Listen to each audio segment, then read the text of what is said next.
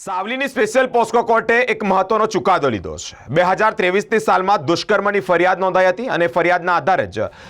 20 વર્ષની સજા અને 25,000નો દંડ એક ઇસમને ફટકાર્યો છે। વડોદરા જિલ્લા સાવલી પાસેના ડેસર પોલીસ મથકમાં 20/12/2023ના રોજ નોંધાયેલા દુષ્કર્મની ફરિયાદ મુજબ 17 વર્ષ 3 માસની સગીર દીકરીને આણંદ જિલ્લા ઉમરેઠી તાલુકાના વાઘપુર ગામના આરોપીએ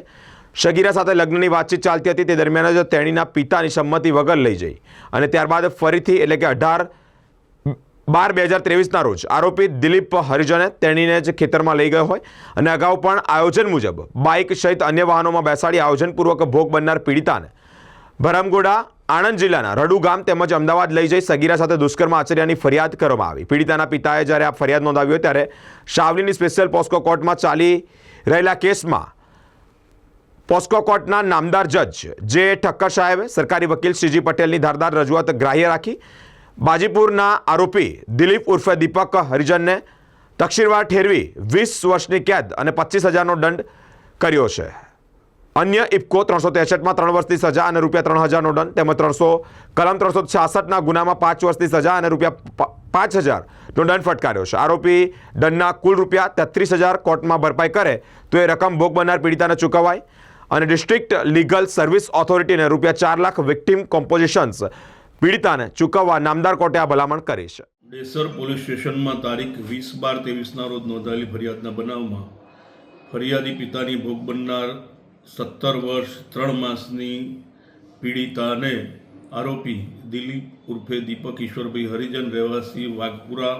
બાજીપુરા તાલુકો ઉમરેઠ જિલ્લો આણંદનાઓ તેણીને આયોજનપૂર્વક ખેતરમાંથી ભગાડી જઈ તેણીને ભમરગોળા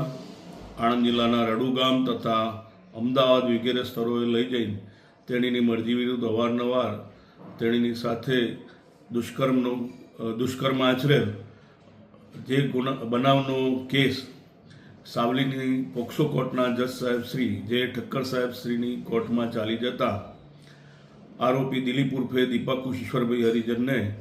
નામદાર પોક્સો કોર્ટના જજ સાહેબ શ્રી જે ઠક્કર સાહેબ શ્રીના હોય કસૂરવાર ઠેરવીને પોક્સો તેમજ દુષ્કૃત્યના ગુનામાં 20 વર્ષની સખત કેદની સજા તથા ₹25,000નો દંડ ફટકારેલ છે। તેમજ ઇપીકો કલમ 363ના ગુનામાં 3 વર્ષની સજા અને 3,000નો દંડ તેમજ ઇપીકો કલમ 366ના ગુનામાં 5 વર્ષની સજા અને 5,000નો દંડ ફટકારેલ છે। તેમજ આરોપી જે દંડની રકમ નામદાર કોર્ટમાં જમા કરાવે તે રકમ ભોગ બનનાર પીડિતાને વળતર તરીકે ચૂકવવા હુકમ કરેલ છે। તેમજ ડિસ્ટ્રિક્ટ લીગલ સર્વિસ ઓથોરિટી દ્વારા ભોગ બનનાર પીડિતાને ₹4 લાખનું વળતર ચૂકવી આપવા ભલામણ કરેલ છે।